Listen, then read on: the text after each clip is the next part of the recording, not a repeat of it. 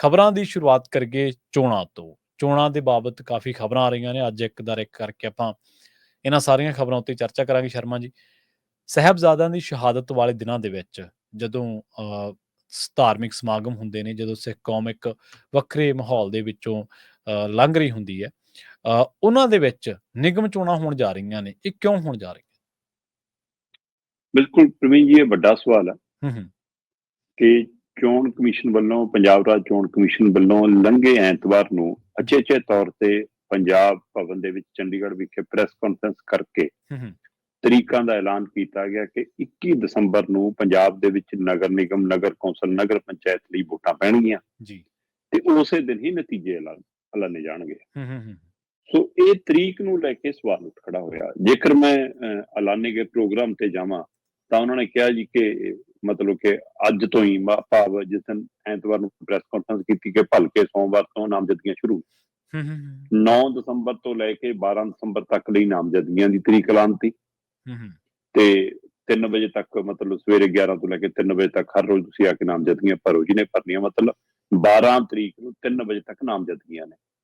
13 ਦਸੰਬਰ ਨੂੰ ਕਾਗਜ਼ਾਂ ਦੀ ਪੜਤਾਲ ਹੈ ਤੇ 14 ਨੂੰ 3 ਵਜੇ ਤੱਕ ਤੁਸੀਂ ਨਾਮ ਵਾਪਸ ਲੈ ਸਕਦੇ ਜੀ। ਸੋ ਹੈ ਨਾ, ਇਸ ਪ੍ਰਕਿਰਿਆ ਤੋਂ ਬਾਅਦ ਫਿਰ 21 ਤਰੀਕ ਨੂੰ ਵੋਟਾਂ ਨੇ ਜੀ। ਸਵੇਰੇ 7 ਵਜੇ ਤੋਂ ਲੈ ਕੇ 4 ਵਜੇ ਤੱਕ ਵੋਟਾਂ ਪੈਣਗੀਆਂ ਤੇ ਉਸੇ ਦੇ ਨਤੀਜੇ ਆ ਜਾਣਗੇ। ਇਹਦੇ ਲਈ ਬਕਾਇਦਾ ਮਤਲਬ ਕਿ 37,32,636 ਦੇ ਕਰੀਬ ਕੁੱਲ ਵੋਟਰ ਨੇ, ਜਿਨ੍ਹਾਂ ਚੋਂ 19,55,888 ਮਰਦ ਵੋਟਰ ਨੇ, 17,76,544 ਮਹਿਲਾ ਵੋਟਰ ਨੇ ਤੇ ਫਿਰ ਇਹਦੇ ਨਾਲ 204 ਦੇ ਕਰੀਬ ਮਤਲਬ ਕਿ ਥਰਡ ਜੈਂਡਰ ਵੋਟਰ ਨੇ। ਬਕਾਇਦਾ ਬੂਥ ਬਣਾਏ ਗਏ ਨੇ, ਸਾਰਾ ਕੁਝ ਉਹ ਪ੍ਰਕਿਰਿਆ ਕੀਤੀ ਹੈ ਕਿ ਸਾਰੀ ਪ੍ਰਕਿਰਿਆ ਦਾ ਐਲਾਨ ਕੀਤਾ ਉਸ ਦਿਨ ਚੋਣ ਕਮਿਸ਼ਨ ਨੇ, ਜਿਹਦੇ ਵਿੱਚ ਉਹਨਾਂ ਨੇ ਕਿਹਾ ਜੀ ਕਿ 1609 ਪੋਲਿੰਗ ਸਟੇਸ਼ਨ ਹੋਣਗੇ, ਜਿੱਥੇ ਮਤਲਬ ਕਿ 3800 ਦੇ ਕਰੀਬ ਪੋਲਿੰਗ ਬੂਥ ਬਣਨਗੇ। ਸੋ ਇਹ ਸਾਰੀ ਪ੍ਰਕਿਰਿਆ ਪੂਰੀ ਕੀਤੀ ਤੇ ਇਹਨਾਂ ਚੋਂ 334 ਪੋਲਿੰਗ ਬੂਥ ਅਤੀ ਸੰਵੇਦਨਸ਼ੀਲ, ਫਿਰ 600 ਦੇ ਕਰੀਬ ਸੰਵੇਦਨਸ਼ੀਲ ਐਲਾਨ। ਸੋ ਉਹਨਾਂ ਨੇ ਆਪਣਾ ਪ੍ਰੋਗਰਾਮ ਵੀ ਐਲਾਨਤਾ। ਫਿਰ ਨਗਰ ਨਿਗਮ ਲਈ 4 ਲੱਖ ਹੈ ਜੀ, ਨਗਰ ਕੌਂਸਲ 1 ਲਈ 3,60,000 ਪ੍ਰਤੀ ਉਮੀਦਵਾਰ ਖਰਚੇ ਦੀ ਹੱਦ ਹੈ ਜੀ, ਨਗਰ ਨਿਗਮ ਕੌਂਸਲ 2 ਲਈ 2,30,000 ਹੈ ਜੀ, ਨਗਰ ਨਿਗਮ 3 ਲਈ 2 ਲੱਖ ਹੈ ਜੀ, ਨਗਰ ਪੰਚਾਇਤ ਲਈ 1,40,000 ਹੈ ਜੀ। ਸੋ ਖਰਚਿਆਂ ਦਾ ਵੇਰਵਾ ਵੀ ਐਲਾਨਤਾ ਜੀ। ਪਰ ਜਿਹੜਾ ਸਵਾਲ ਇਹ ਪ੍ਰੋਗਰਾਮ ਐਲਾਨਣ ਤੋਂ ਪਹਿਲਾਂ ਪੰਜਾਬ ਦੀਆਂ ਰਾਜਨੀਤਿਕ ਧਿਰਾਂ ਜਾਂ ਸਮਾਜਿਕ ਧਿਰਾਂ ਖੜਾ ਕਰਦੀਆਂ ਸੀ, ਉਸ ਦਾ ਇੱਕ ਜਵਾਬ ਵੀ ਨਹੀਂ ਦਿੱਤਾ ਜਾਂਦਾ। ਉਹ ਸਵਾਲ ਸੀ ਕਿ ਬਈ ਇਹ ਮਹੀਨਾ ਔਰ ਇਸ ਮਹੀਨੇ ਦੇ ਆਖਰੀ ਹਫ਼ਤੇ ਜਾਂ ਆਪਾਂ ਕਹੀਏ ਜਦ ਤੋਂ ਪੋਹ ਮਹੀਨਾ ਚੜ੍ਹਦਾ ਹੈ ਨਾ, ਤੇ ਉਸ ਹਵਾਲੇ ਨਾਲ ਮਤਲਬ ਕਿ ਪੰਜਾਬ ਦੇ ਵਿੱਚ ਜਾਂ ਸਿੱਖ ਭਾਈਚਾਰੇ ਦੇ ਹਵਾਲੇ ਨਾਲ ਜਾਂ ਗੁਰੂ ਗ੍ਰੰਥ ਸਾਹਿਬ ਨੂੰ, ਦਸਮ ਪਾਤਸ਼ਾਹੀ ਨੂੰ, ਨਾਨਕ ਨਾਮ ਲੈਵਾ ਸੰਗਤ ਨੂੰ ਜਿਸ ਭਾਵ ਚੋਂ ਗੁਜ਼ਰਨਾ ਪੈਂਦਾ ਇਹਨਾਂ ਦਿਨਾਂ 'ਚ ਜੀ ਹੈ ਨਾ, ਉਹਨਾਂ ਦਿਨਾਂ ਦਾ ਧਿਆਨ ਕਿਉਂ ਨਹੀਂ ਰੱਖਿਆ ਗਿਆ? ਇਹ ਵੱਡਾ ਸਵਾਲ ਹੈ। 21 ਤਰੀਕ ਨੂੰ ਵੋਟਾਂ ਨੇ, 21 ਦਸੰਬਰ ਨੂੰ। 22 ਦਸੰਬਰ ਤੋਂ ਵੱਡੇ ਸਾਹਿਬਜ਼ਾਦਿਆਂ ਦੀ ਸ਼ਹਾਦਤੀ ਸਭਾ, ਮਤਲਬ ਕਿ ਜਿਹਨੂੰ ਹੁਣ ਸ਼ਹੀਦੀ ਜੋੜ ਮੇਲ ਦਾ ਨਾਂ ਦਿੱਤਾ ਗਿਆ ਪਹਿਲਾਂ, ਮਤਲਬ ਜਾਂ ਹੁਣ ਵੀ ਇਸ ਇਲਾਕੇ 'ਚ ਤਾਂ ਫਤਿਹਗੜ੍ਹ ਸਾਹਿਬ, ਮਤਲਬ ਜਾਂ ਚਮਕੌਰ ਸਾਹਿਬ, ਇਸ ਰੋਪੜ, ਫਤਿਹਗੜ੍ਹ ਤੇ ਪਟਿਆਲਾ, ਇਹ ਸਾਰੇ ਖੇਤਰ 'ਚ ਤਾਂ ਸਭਾ ਦੇ ਨਾਮ ਨਾਲ ਹੀ ਜਾਣਿਆ ਜਾਂਦਾ।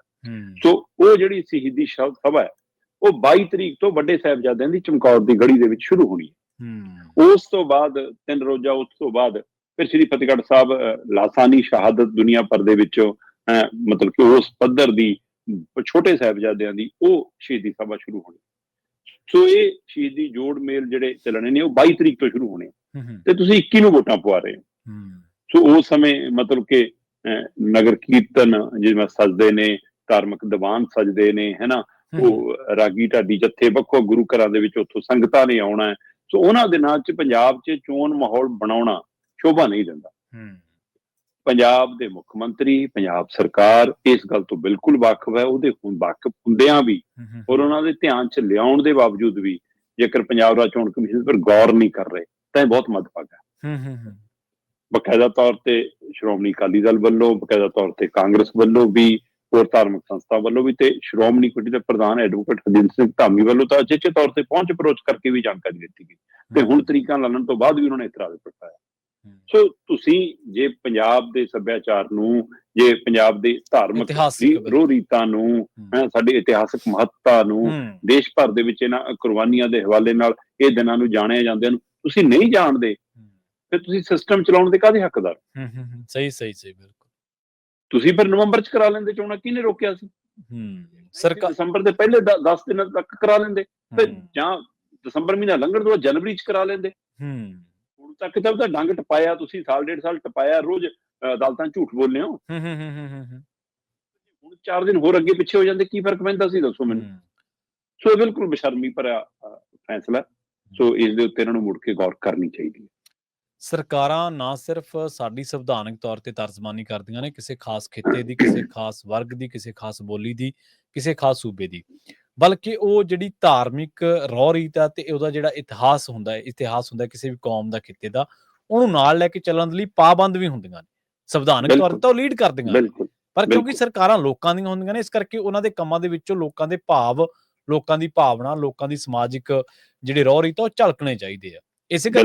ਇਸੇ ਕਰਕੇ ਬੇਸ਼ੱਕ ਕੋਈ ਆਮ ਜਥੇਬੰਦੀ ਕਿਸੇ ਦਿਨ ਤਿਉਹਾਰ ਦੇ ਉੱਤੇ ਕੋਈ ਵਧਾਈ ਸੰਦੇਸ਼ ਜਾਂ ਸ਼ੋਕ ਸੰਦੇਸ਼ ਦੇਵੇ ਨਾ ਦੇਵੇ, ਪਰ ਸਰਕਾਰ ਵੱਲੋਂ ਉਚੇਚਾ ਹੁੰਦਾ। ਪ੍ਰਵੀਨ ਜੀ, ਇਸ ਦਿਨਾਂ ਦੇ ਵਿੱਚ ਨਾ, ਹਾਂਜੀ, ਮਤਲਬ ਆ ਫਤਿਹਗੜ੍ਹ ਸਾਹਿਬ, ਚਮਕੌਰ ਸਾਹਿਬ, ਇਸ ਖੇਤਰ ਦੇ ਵਿੱਚ ਸਾਡੇ ਘਰਾਂ 'ਚ ਵੱਡੇ ਬਜ਼ੁਰਗ ਅਜੇ ਵੀ ਭੁੰਜੇ ਸੌਂਦੇ। ਬਿਲਕੁਲ ਸਹੀ ਹੈ ਜੀ, ਬਿਲਕੁਲ ਸਹੀ। ਇਹਨਾਂ ਦਿਨਾਂ 'ਚ ਸਾਡੇ ਘਰ ਮਤਲਬ ਮੰਜੇ ਤੇ ਨਹੀਂ ਸੌਣਾ, ਥੱਲੇ ਬਿਸਤਰਾ ਲਾਉਂਦੇ ਆ, ਹੈਨਾ। ਇਹਨਾਂ ਦਿਨਾਂ 'ਚ ਸਾਡੇ ਘਰਾਂ 'ਚ ਮਿੱਠਾ ਬਣਦਾ ਵੀ ਨਹੀਂ ਤੇ ਮਿੱਠਾ ਆਉਂਦਾ ਵੀ ਨਹੀਂ। ਬਿਲਕੁਲ, ਵਿਆਹ ਸਾਹੇ ਵੀ ਲੋਕ ਨਹੀਂ ਕਰਦੇ। ਇਹਨਾਂ ਦਿਨਾਂ ਦੇ ਵਿੱਚ ਸਾਡੇ ਘਰਾਂ 'ਚ ਵਿਆਹ, ਕੋਈ ਮੰਗਣੀ ਸ਼ੰਗਣੀ ਇਹੋ ਜਿਹਾ ਕੁਝ ਰੱਖਿਆ ਨਹੀਂ ਜਾਂਦਾ। ਬਿਲਕੁਲ ਸਹੀ, ਬਿਲਕੁਲ। ਸੋ ਇਸ ਲਈ ਤੁਸੀਂ ਉਸ ਦੇ ਵਿੱਚ ਝੂਠ ਤਪਾਨ ਤੇ ਸਵਾਹ ਖੇ, ਦਾਰੂ ਸਿੱਕਾ ਵੰਡਣ, ਤੁਸੀਂ ਸਾਰੇ ਉਹ ਕੰਮ ਕਰ ਰਹੇ। ਚੋਣ ਚ ਕੀ ਨਹੀਂ ਹੁੰਦਾ ਜੀ, ਚੋਣ ਚ ਕੀ ਨਹੀਂ। ਹਾਂ ਜੀ ਬਿਲਕੁਲ।